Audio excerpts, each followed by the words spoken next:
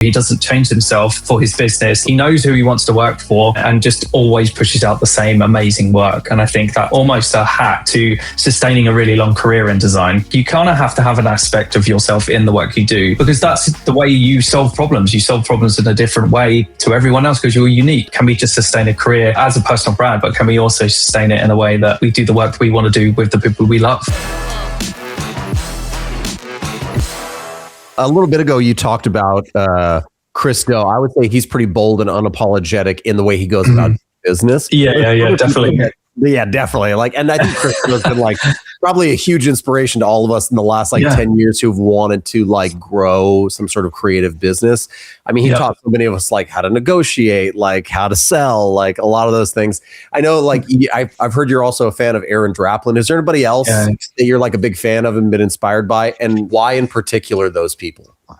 Yeah, I mean, all the legends, all the greats generally, like even Paula Scher, for example, like I really love the historic designers because of their like methodology and just the way that they think about solving a problem. I think they've just always really done a good job of like putting their stamp on their projects and being like just unapologetic then like them, that they're themselves basically. Like Saul Bass is a really good example of that. He's just such a unique character. And I feel like those legends all had something unique about them. Like Chris Do has something really like, I mean, it's a personal brand thing, right? And then Chris Do talks a lot about pushing that. And I think Aaron Draplin's a perfect example of like, he's just him through and through. He doesn't change himself for his business. Like he knows who he wants to work for and just always pushes out the same amazing work. And I think that's like almost a hack to sustaining a really long career in design.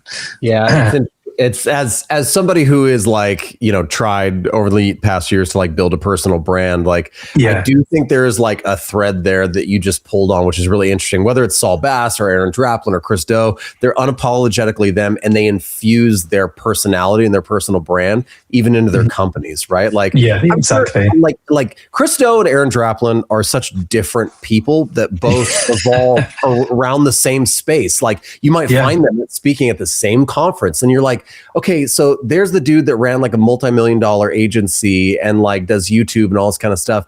And then here's the guy, like when I see any video of Aaron Draplin, like he's got like shelves of like patches and pens in like a kind of a workshop looking space. I'm like, what different people? But the similarity I see is like, they're like, I'm going to push it though into the forefront of my work and the way that I present myself with clients, because there's an aspect of that people are like, right? Yeah, exactly. Yeah. I mean, I know people who talk on social media about not pushing like your style or yourself into your work much, because that's not how design should be. But I'm kind of like, I'm very much on the fence of that. It's like, you kind of have to have an aspect of yourself in the work you do, because that's the way you solve problems. You solve problems in a different way to everyone else because you're unique, you're yourself.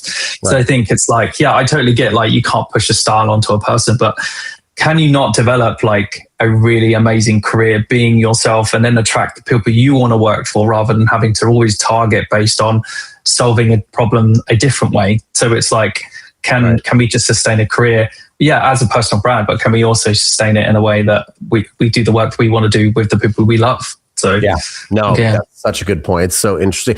I think like for anybody that's like watching, I find encouragement like having a conversation with a fellow creative, a fellow business owner, a fellow agency owner, like, because like none of this is easy, and there's a million ways to do it. Right? Like niching down, not niching down, like, you know, doing it this way, brand forward, like being bold. I mean, there's plenty of people that I know that run companies that are like, they're not bold. They're like, we're going to do that mundane work and that's what we do. And I'm like, crazy, man, that works. Like that can totally work. So there's no right or wrong way to do it. It's just, it has to be the way that like makes you not hate your life, makes you wake up every day and still be stoked about it. So I want to kind of ask you about like work and life and like how you kind of balance it all, because I do find that like creative professionals, we spend way more time at work than most other industries. We do. You feel like that's the case? Yeah, exactly. Yeah, it's funny you say that actually, because it's like recently I've been like putting in some crazy hours just to like get stuff done, and my life has been just work. But I'm like, a lot of people are like, you're working too much. It's like, yeah, but it doesn't really feel like work to me at the end of the day, because I've got to get up and actually create something. Yeah, it might be for someone else, but it's like, it's been fun in the process. And then I get to show something at the end of the day